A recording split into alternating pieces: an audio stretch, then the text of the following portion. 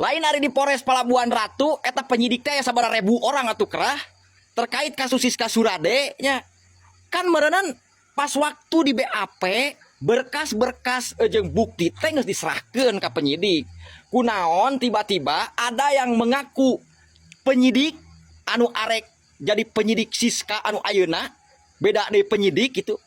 Minta berkas jeung bukti-bukti deui. Aya naon atuh ieu teh aya naon? Apakah begini gitu cara kalian dalam menegakkan keadilan? Mentang-mentang si pelapor jelema teu gableg, budak yatim dan yang terlapor itu anak dari ASN Polres tersebut, hah?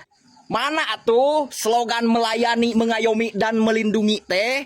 Apakah slogan itu hanya berlaku untuk orang-orang yang punya jabatan atau yang terikat persahabatan dengan kalian karena satu instansi? Sampai dah tuh Bener Mang Kipli. Kudu digerengsengkeun penyidik karunya atuh sok. Ulah nu aya duitan ditangkapi, nu eueuh duitan disiahkeun, diantepkeun. Cenah negara hukum. Semua orang berhak cari keadilan.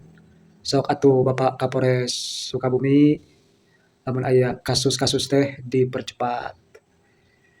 Lain ieu mah cepat teh lamun aya meureun, loba meureun, kakadak direspon.